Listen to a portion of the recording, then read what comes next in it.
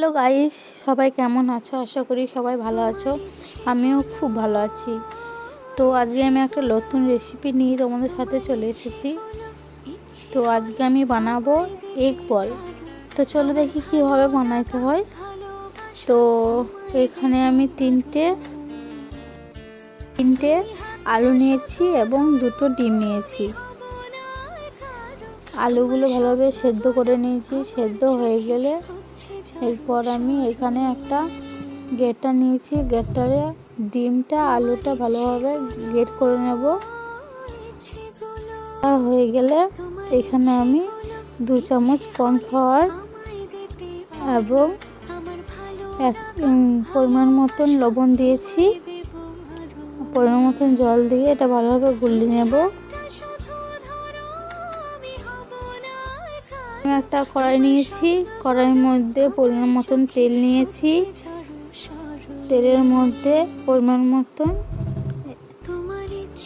জিরে নিয়েছি। তেলটা গরম হয়ে গেলে জিরেটা দিয়েছি। একবার নেড়ে নেব। তার উপরে লঙ্কা কুচি, আদা কুচি, রসুন কুচি দিয়ে দেব। তারপর ভালোভাবে ভেজে নেব।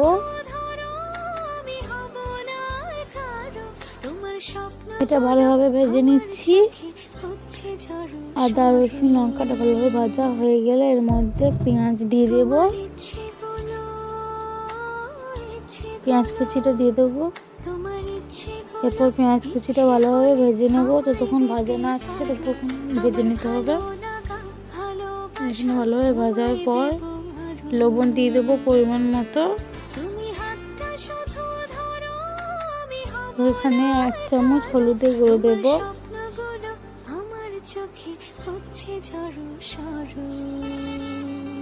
নিয়ে ভালোভাবে নেড়ে নেব। লঙ্কা গুঁড়ো, জিরে গুঁড়ো, গরম মশলা দিয়ে দেবো। এরপর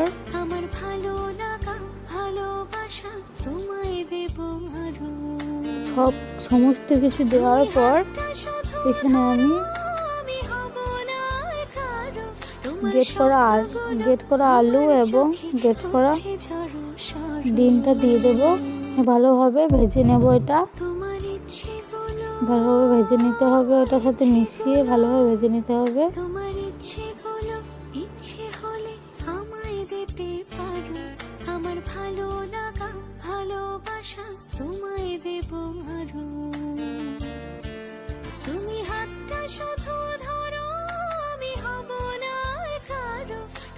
স্বপ্নগুলো আমার চোখে হচ্ছে ঝড় সরু।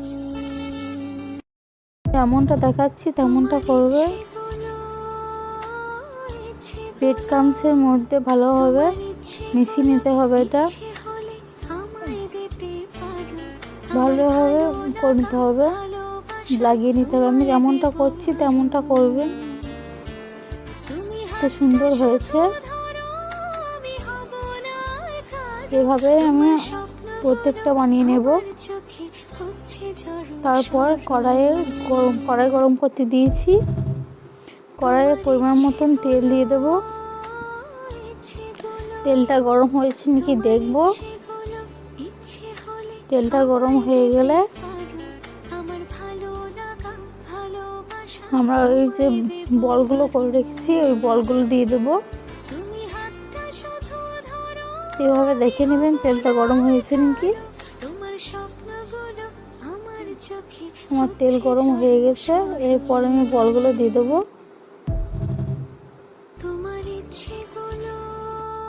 আর এক এক করে বলগুলো তেলের মধ্যে ছেড়ে দেবো।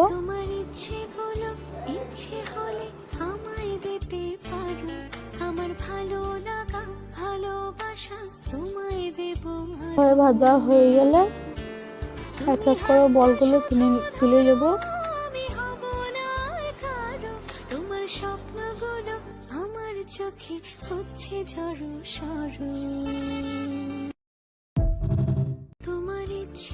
তো সুন্দর হয়েছে। এভাবে আমি প্রত্যেকটা বানিয়ে নেব। আমার ভালো লাগা ভালোবাসা তোমায় দেব। ওই কত সুন্দর লাগছে। এখানে আমি পেঁয়াজ, লঙ্কা আর শসা দিয়ে। ভালো লাগলে একটা কমেন্ট শেয়ার করতে ভুলবেন না। আমার চোখে বাই সবাইকে।